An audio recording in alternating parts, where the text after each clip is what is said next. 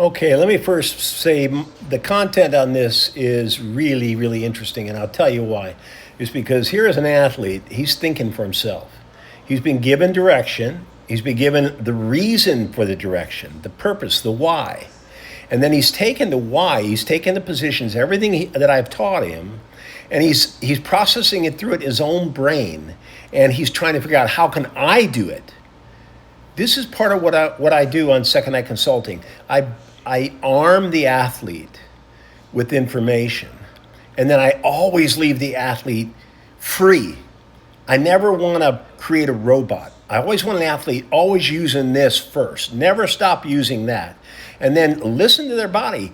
They know the positions they want, and they can become very creative in what they're doing. And so, when we're talking about getting into this position right here, I'm thinking when I'm teaching about coming around the back and keeping shoulders level, and then as you move around to bend forward at the waist, which is what will eventually take the right shoulder and the right arm behind that right hip. Okay, but what he's thinking of as he's entering, he's actually thinking about how he's going to keep the right arm, right shoulder behind the hip here as he moves to the middle.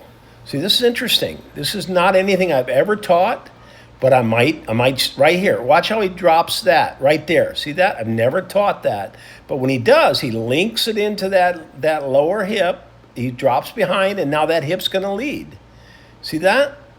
So that's an interesting development from an athlete that has allowed to continue to think and use their brain. Super proud of Michael. Super proud of this interpretation, but even more, I'm proud of the movement that comes because of it. This really has never been about Coach Woolman, do what I say, and if you don't do what I say, then it's wrong. Completely the opposite. We're creating movements specific to you. This is a wonderful example of that.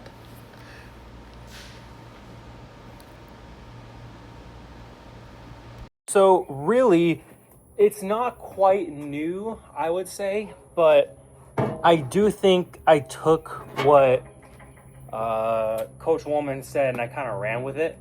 I think I took it a step further, not knowing that was actually a little different than what he wanted me to do.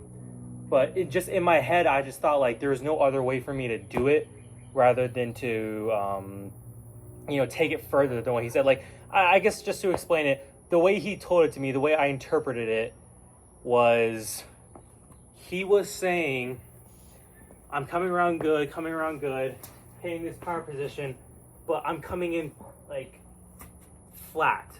I'm throwing very flat. And since I'm throwing flat, the upper body's ahead, the hip never gets through, I don't get any linear, and I just kind of go flat. Got it. Go flat down into here. And so because of that, my weight would shift on to the left. The hip doesn't get through. Basically everything that we're trying to get wasn't working. And you go to my power position and I'm kind of like here. I'm like the left arm is flat. I'm real scrunched up and I'm already starting to shift off of the right. And in this position, he then shows me a video of Krauser and how Krauser's all the way. I mean, he's like, it looks ridiculous how far his shoulder is up and how far back the shot is. And at this point, he just boom. It just accelerates. The shot accelerates out. His hip perfectly tucked underneath. And he's almost like this, like, insane, just, I don't know how to describe it. It's just like the deepest shot, like, position possible. And so I was thinking, well, not so much how do I get the left arm up, but how do I get the angle to get the left arm up? And so I started thinking, okay, when I get into the power position, this right shoulder and this elbow need to tuck down so that this can come up. And what that also does is a double effect of, think about it. When we do our front throws, do we go here, out? No.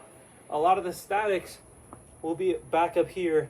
The arm is up. The shot is behind the hip. And it's the same way in the full throw.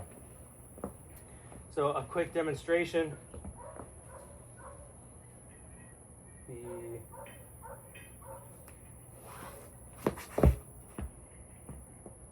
that demonstration. But you know what I mean. I need to actually like get through it. When I'm coming through here, everything is level. I'm not breaking at the hip. I'm balanced on top of the left, and I'm coming through.